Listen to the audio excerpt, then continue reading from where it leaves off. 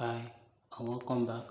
In today's video, we're talking about the logo design process. We've seen different kinds of logos, really from the normal one, the popular ones we see, the Apple logo, the Facebook logo, Twitter, Target, and like that. We've seen different kinds of logos, and we also want to create logos, good logos like that. But it's not about just creating a logo. It's about creating the perfect logo, the logo that will work well with a brand. You see, you just don't create a logo. You create a logo that will fit in well with the business. So in this video, we'll be talking about the different types of logos and how to come with with a logo idea that will fit in well with a business. How to go about it to bring in the best logo for that business. But before that, let's start with what a logo is. So, what is a logo? Here we said a logo is a symbol made up of text and images that identifies a business. You see, that identifies a business is important. A logo does not necessarily communicate a business, it only identifies a business, meaning that the fact that your business is a car renting business does not necessarily mean that your logo will be the logo of a car or of a tire or of a car key or anything. It does not really mean. It just needs to identify your business. Example is the Apple logo. You see, look at the word Apple, look at the logo, the apple that has been beaten at the side. What does that have to do with technological gadgets, phones, and wristwatches and the likes? It has no kind of correlations, but it's just a way of identifying your business. It's not necessarily means that it should communicate your business. Another example is this conservation international logo. You see, is a circle with a square under it, which shows emphasis. If you go and read about conservation international, that logo does not. You see that logo, it looks kind of dumb. Like, what's this? Is this a logo? But there's a reason behind it, and that logo is to identify that particular brand. So your logo is meant to identify your business and not to communicate your business. So you don't need to you want to create a fashion brand and your logo should be having scissors, needle, thread, machines, and it's not necessary. So a logo helps to identify your business. So a logo is the cornerstone of your business. That is part. A logo is part of branding. Okay, logo is not the full branding of your business, but it's part of your branding. Without a logo, you might not be able to identify your business. Just like you see, automobile companies, we have the Honda, Toyota, Nissan, but you see that most of them, you see that their designs are almost the same. But what makes you differentiate them from one another is the logo. The logo helps you to differentiate each of them. So it's a cornerstone, is the main part of your business. So that's what a logo is. Now we're talking about the different types of logo. Here we have 7 types of logo. The first one is the monogram or lettermark logo. So monogram or lettermark, this is a logo whereby the initials of a company is used as a logo. So this is an example of a monogram.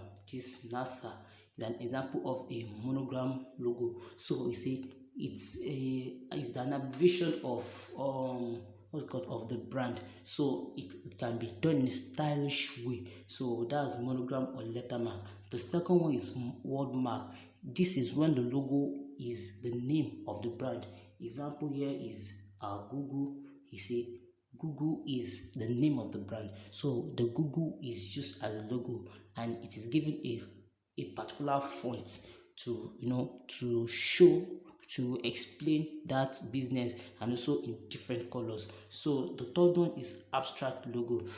These logos are abstract geometric forms which represent your business. It gives a business a unique, it gives it uniqueness. So because you won't be restricted to a particular shape or a particular design. So abstract logo give it something unique. So the next thing is mascot. So this example of mascot, the KFC logo. This is an example of mascot logo. Mascot logo is when a character is illustrated. So it can be in a cartoonish way, fun way. So that's what's called that's mascot logo. And the next one is combination mark. Example of combination mark is this like Burger King. Combination marks, it consists of both pictorial mark and what's called word mark. That is a picture and words of the logo of the brand is you know is is designed together to give it a particular shape. Catch like this, you see, you can see the shape of a burger in this shape of a burger and the name of the brand Burger King mixed together to form a single shape. So that's example of combination mark. And the next one is emblem. Emblem logo is when fonts, or let's say typography types, are put inside a shape or an icon like shield, crest, emblem. So that's abstract logo. They are used mostly in the olden centuries, but that some people still use it till today. So the next and the last one is the pictorial mark. This example of the pictorial mark, this is apple. So the pictorial marks, this is when the logo is only a picture with no what's it called with no brand name on it. Example is Apple. If you notice, virtually on all Apple products, you only see the logo. You won't see Apple written under, and the reason is because the picture alone explains the name of the brand. Once you see this, you know that this is an Apple, and that's the brand name.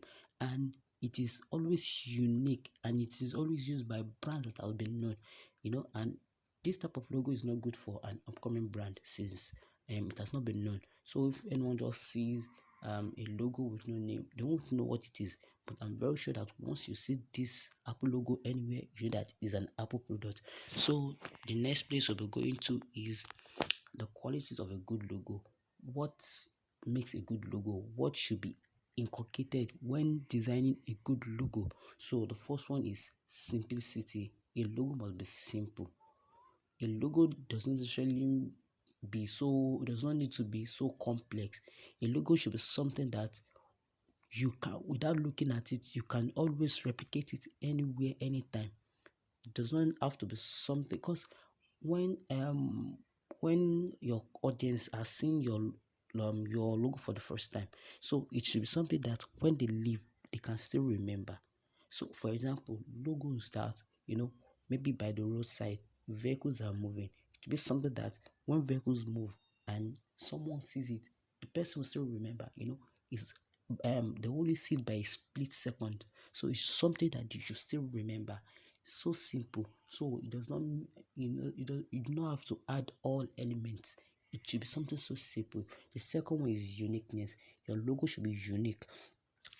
You don't need to create logos that have been, that are generic. Logos that some people have created before, you now twist it. No, it should be unique. It should be different. It should be different. The third one is versatile.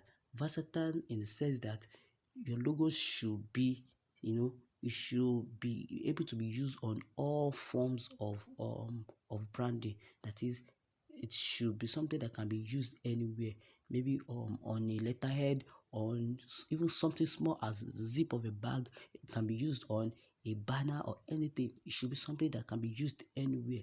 And relevancy means that the logo should be relevant to your brand, although sometimes, just like the Pepsi's logo, you might not say anything relevant about it, but if you meet the designer to explain how it comes about that logo, he will tell you some things he thought before he brings that logo. So there should be some form of relevance in your logo.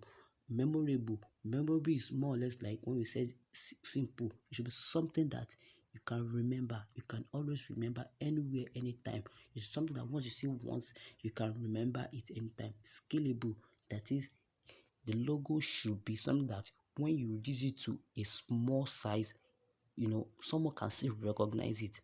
it shouldn't be something that it's only when it is big that they will recognize, but when it's small, they won't recognize it. It shouldn't be a logo shouldn't be like that. And timeless, that is, your logo should be able to stand the test of time. Just like example, when Apple started, let's say Apple started with only phones, and Apple designs its logo as with phone, like a picture of a phone. Now after 2 years, Apple was like, okay, let's start creating system. That phone logo, when they that designing only phone, when they are making only phone, won't work again when they are creating system. If they change the logo to something like a phone and a system, maybe another year they start creating wristwatches and other thing. You see, they can't keep on changing logos. They should use a logo that, when even if their mission statement and their mission and vision changes, it should be able to fit in with them. It should be able to fit in whatever they're adding to their business. So it should be what timeless. It should be able to stand the test of time. So the next video will be on the step-by-step logo design process. So kindly subscribe to this channel, like, turn on the post notification, and share to your friends. So the next video will be next week Sunday by God's grace as promised. So then, peace and love.